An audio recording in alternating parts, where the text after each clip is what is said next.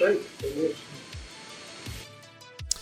This one's, not the thing you want. Again, one of history's most notorious human traffickers to be saying.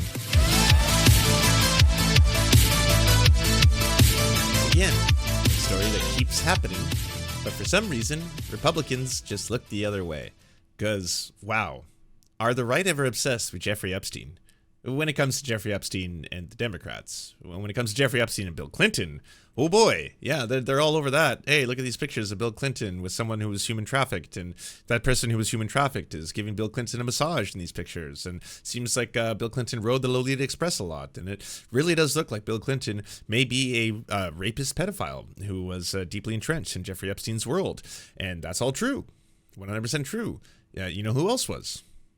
Donald Trump. In fact, so much so that Jeffrey Epstein considered him his, quote, best friend.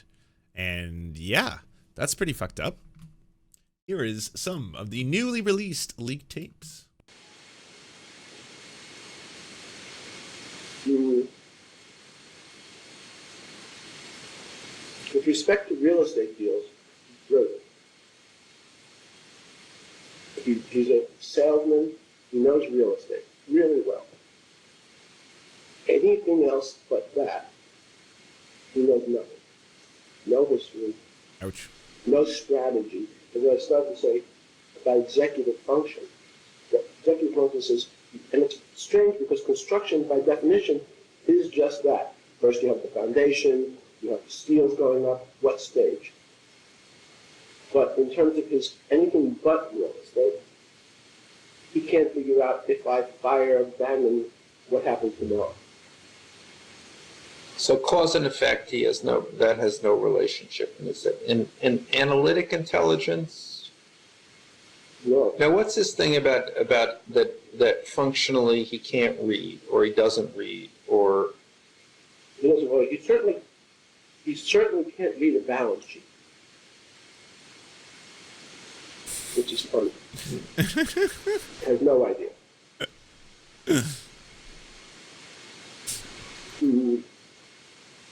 He doesn't read. He reads page 6. Man, imagine getting slagged on by your quote-unquote best friend. One of the world's most notorious fucking rapist pedophile leaders. Like, he's like, yeah, I mean, let's be honest, so the guy just like, he can't read. He doesn't know how. He's good at selling shit. I'll give you that. Really good at that, but... So he's not functionally illiterate. But his reading comprehension of anything complicated is very well.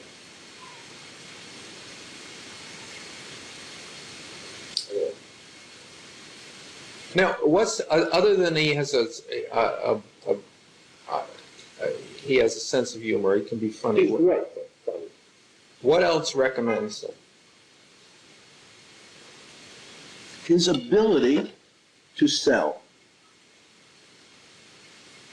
He is charming. He is able to convince people. It's very much like Clinton. Both Bill and Donald have the ability to go over to a fat, ugly woman, say, you are the most beautiful thing I've ever seen.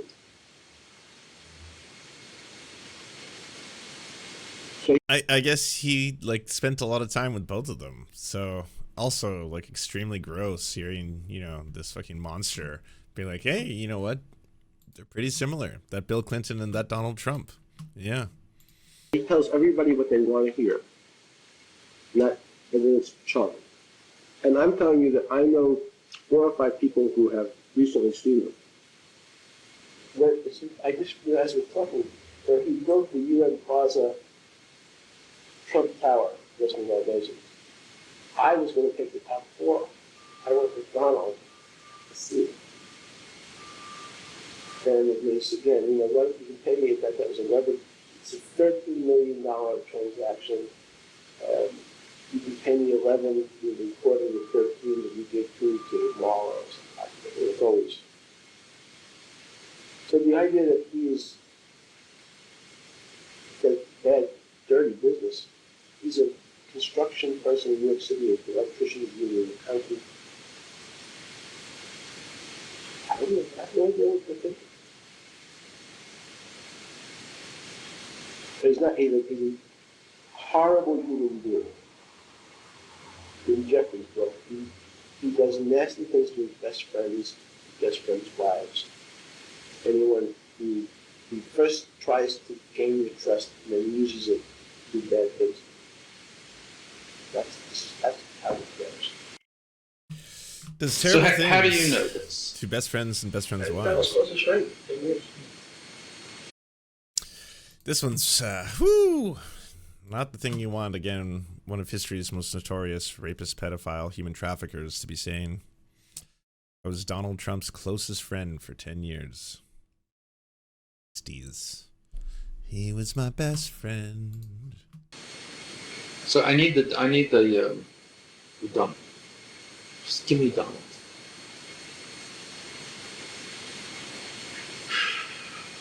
First, it's fun. So you probably know he had a scalp reduction. Because he had the same male pattern movement that we all have. He had his scalp moved, and it's hysterical. So he's gotten gender-affirming care. That's now been confirmed. Donald's office, as you know, he made that. He used to be on the phone as that fake PR person. But I also found it funny. I was sitting there listening to the guys from the Post talk, and Donald would say, he's a great guy. I loved working with him. And I sit there going, this is just amazing. And he'd say, Michael, come on, let's go to the office. And he'd say, tell me, what's it like in there? He'd say, do you like having sex with your wife? How often do they? He'd say, it's great. Seriously, Michael, how often do you have sex? I mean, don't you want to go? You and I can go upstairs, or tomorrow come over. There's this girl's coming in from Los Angeles, part of the Hawaiian Tropic kind of Hawaiian. So come over at 3 o'clock. You're going to have a great time. I promise you, Michael, it's just me and you. You're going to have a great time. Be up here at 3 o'clock. We can go upstairs. The whole time, Victoria's been on the phone listening. He set it up because he wants a story. So he has you on, because as an avoid conversation, you're not going to say yes, but no. He had a really well speech with, how would you like to do it? Past the interference. I do really feel like it does add to the mystique of this all. It does feel like you kind of uncovered these secret tapes that were like attempted to be destroyed or something. I'm not saying that's what happened, but I'm just saying it is all of a sudden just like, yeah, this is a leak. It's not just like, well, it was on a podcast and that podcast simply wasn't aired, and because it wasn't aired, these tapes were not revealed. It's like, no, these sound like secret tapes. Come on, you must have had a better wife, right? I said, yes. Tell me about it. And the wife's on the speakerphone listening to Donald and said, I think you're really hot. And I know you think you're a guy. Michael is like the end of the world, the best guy on earth. You will be married to him. You're wrong. Just listen to the next 20 minutes. And you can go with you in the office, set you up. Pretty fucked. Yeah, I assume he's talking about Michael Cohen. I can't confirm that, obviously. But that would probably make the most sense in the context of the two of them. Jeffrey Epstein details close relationship with Trump in newly released tapes. Recordings from 2017 reveal Epstein talking for some 100 hours with the ex-president, journalist Michael Wolff says. A New York author and journalist has released audio tapes that appear to detail how Donald Trump had a close social relationship with the late sex trafficker Jeffrey Epstein that he has long denied. The tapes, released as part of the Fire and Fury podcast series by Michael Wolff, author of 3 books about Trump's first term and 2020 bid for the second, and James Truman, former NME journalist and Condé Nast editorial director, include Epstein's thoughts about the inner workings of the former U.S. presidential inner circle. Wolff said the recordings were made during the 2017 discussion with Epstein about writing his biography. Epstein died by suicide while awaiting trial on sex trafficking trafficking charges 2 years later. Despite his crimes, the wealthy financier was at the heart of a social circle of the rich and powerful in the United States and overseas that contained many famous names. Wolf claims the excerpt tape was a mere fraction of the 100 hours of Epstein talking about the inner workings of the Trump White House and about his long-standing deep relationship with Donald Trump. Trump once praised Epstein in a conversation with New York Magazine in 2002, calling him a terrific guy, and hinted at his interest in women on the young side. But he claimed the pair had fallen out 15 years before Epstein was convicted on a prostitution solicitation charge in Florida in 2008. I was not a fan of his, that I can tell you, the president said after Epstein was arrested on federal sex trafficking charges in 2019. The Fire and Fury tapes reveal Epstein recalling how President Trump played his inner circle off each other. His people fight each other, and then he poisons the well outside. The author named Steve Bannon, Reince Priebus, and Kellyanne Conway as being among the acolytes and officials Trump played off each other like courtiers in a competitive court. He will tell 10 people Bannon's a scumbag and Priebus is not doing a good job, and Kellyanne has a big mouth. What do you think? JP Morgan and Chase CEO Jamie Dimon says you're a problem and I shouldn't keep you. And I spoke to financier Carl Icahn, and Carl thinks that you need a new spokesperson. Epstein continues his exposition of Trump's approach to management. So Kellyanne, even though I hired Kellyanne's husband, Kellyanne is just too much of a wild card. And he tells Bannon, I really want to keep you, but Kellyanne hates you. In response to the podcast, Carolyn Levitt, Trump campaign national press secretary, said, Wolf is a disgraced writer who routinely fabricates lies in order to sell fiction books, and he has no morals or ethics. Blatant election interference on the behalf of Kamala Harris.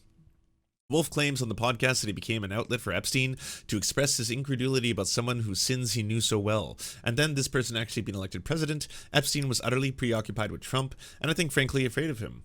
In broadcast strokes, Wolf's intention is to paint a picture of two wealthy men in the 1980s who shared interests lying money, women, and status. He describes how they socialized together in New York. The Guardian recently revealed that in 1993, Epstein had taken Stacey Williams, the Sports Illustrated model, and his girlfriend of 2 months to Trump's Fifth Avenue penthouse, and allowed or perhaps encouraged the former U.S. president to grope her in what she described as a twisted game Trump had denied Williams' claim. Speaking on the podcast, Wolf said, here are these two guys, both driven by a need to do anything they wanted with women, dominance and submission, and entertainment, and one of them ends up in the darkest prison in the country, and the other in the White House.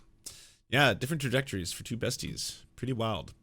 Apparently there's other, details that I don't really want to get into specifically because they're gross, her positions in the Trump Department of Justice. The recording seems to show that Epstein and Trump were close enough for the disgraced sex offender to know how Trump ruled his White House by dividing and conquering his staff. Wolf said that he had around 100 hours of Epstein talking about the inner workings of the Trump White House and about his long-standing deep relationship with Donald Trump. Wolf has not provided anything more than a snippet of Epstein speaking in 2017. Epstein wanted Wolf to write his biography. See, I think the stuff on Wolf here is kind of sus too, because again, if you're like, this is in the public interest, not me trying to sell a book, then give the media the tapes and let them report on it accurately.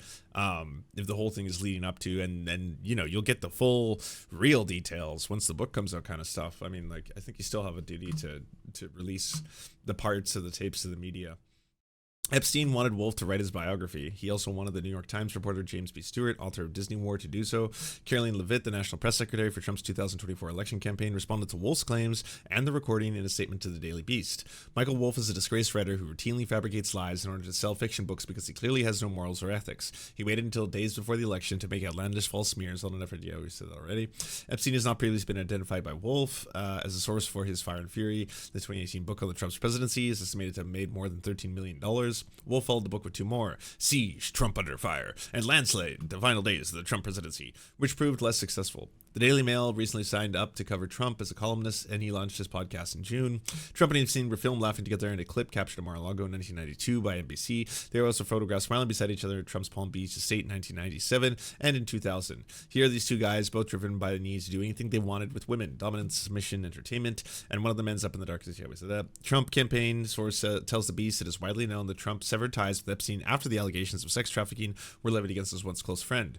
I mean, so this would directly contradict it if Epstein is getting information from Trump to such detail that he knows the inner working of the Trump White House, years later that Trump said he severed his friendship with him. I mean, kind of looks like he was still pretty close friends with him, that they were still, he was able to get enough information from him. If true, by the way, this has not been, validated, but if the leaks are true and Epstein in a conversation post 2002 is when he said, loving business once close friend, then yeah, this obviously directly contradicts Trump's claims and also adds more details to Trump's what seems like very close connections with Jeffrey Epstein, including Jeffrey Epstein saying that they were each other's closest friends for a long time. Make those suckers sing. You get the right pulser, you can do, and you really do inflict damage. You know, when you do like this person from Iowa. Today, the election essentially is really, we're talking Turkey, comes out with a poll different from every other poll, because it wasn't even in question. It's really the opposite way. I'm way up. If you look at very low energy. Yeah, I mean, just in general, especially like that video clip of him trying to open a door and not being able to do it. It's like he's behaving exactly how I'd expect like an 80-year-old to behave in this kind of environment. You know, you've got a campaign nonstop. You don't sleep. You're traveling constantly. You have to go from rally to rally to rally, and then have to give speech after speech after speech. That sounds exhausting for someone in their fucking 20s. You know, having to do it in your like 80s and having to do it where it's just like, you know, there are also chances you might be fired upon at your own rallies, you know, by your own followers. So you never know what's going to happen. Like, yeah, I'd imagine that most people would probably be pretty low energy when they're going through this entire thing. 3-4 months ago, Dan, I was losing states that now are walks. You know, they're now walks, and I think you could have that here. It's called suppression. They suppress, and it actually should be illegal because it's, in many ways, it's worse than the written word, which these guys do quite well, actually. Yeah, that right there is as close as a confirmation you're going to get from Donald Trump that he knows that this poll is actually very accurate. Now, keep in mind that Axios article was published before we got the results from the Seltzer poll. And now there are reports about this memo that's going on in the Trump campaign that they are in panic mode. And they should be. It's not a foregone conclusion that this is going to be indicative of the final result, but is it a good sign? Yeah, it's a really good sign. And the vibes have changed once again. And I see a lot of people who aren't feeling as doom and gloom as I would have thought, even though the polls are still showing that it's close. But there was always this possibility that the polls were undercounting Kamala Harris or underestimating Kamala Harris. And we're getting more and more signs that that does indeed appear to be the case, although we won't know for sure until we see the results. But the signs are there, and I liked seeing that. So I don't know what's going to happen, but that poll, game changer, completely changed the vibes. My mood is completely different now. Seeing that makes me feel a little bit more confident, albeit cautiously so. So hopefully you enjoy the good news, and hopefully you like to see Donald Trump squirm and shit his pants, because again, this is such an evil person. And not to mention, all of this is happening as we get like 30 different October. Mike is getting all lived up again. As we're getting 30 different, yeah, what even is an October surprise anymore when it comes to U.S. politics, you know? Like in Canadian politics, we had a similar thing with our provincial election that was coming up, where it was just like, there's like 5 or 6 different stories about just extremely racist candidates saying batshit stuff that should be disqualifying. And then all of a sudden the next day it would be like, oh yeah, they said something even worse. Yeah, they're not being kicked out of the party. I was like, is this just politics now? It's like there used to be like just like, well, this big event has happened. No one saw it coming. And it is, shell shock, jaw dropping. Whether or not it's going to affect the outcome of the election, we don't know. Now it's like you get one a day. Every single day. Prizes in November. The Epstein tapes were just released. We get audio from Michael Wolff where Jeffrey Epstein talks about how he's been a friend with Donald Trump for years, his closest friend, and he can describe his best friend. The Trump White House, meaning Trump was lying about his association with Epstein and always has been. I've got to say, aside from the fear that we're seeing from Republicans, I'm hearing something. Do you hear that? That's the deafening silence from conservatives who purport to care about all of these pedophiles, right? They accuse Democrats, the QAnon crowd, of being pedophiles and they're trafficking children. And then we get evidence that has Trump dead to rights, aside from the photographic evidence and everything else we know, and the confessions that, yeah, he's Epstein's longtime associate and they're much more closer than he let on. And these people aren't saying shit. Hey, if you'd like to unlock secret bonus episodes as well as uncensored content, go to patreon.com/The The Serfs. This show is produced by Anna Loves Riley, Arian McCarthy, Cheryl Alvarez, Comrade Junkie, Doug Caddy, Everything Important, Hagbard Celine, Jimmy Sombrero, Multimondi, Omni, Political Poppy, Preston Kroll, Quiet 185, Riley and Anna, Roller Dragon, Cernicus, Stellar Gwyn, Sebastian Demel, Travis McClinton, Trincell, Words Greenwood. With additional support coming from all of these amazing human beings right here.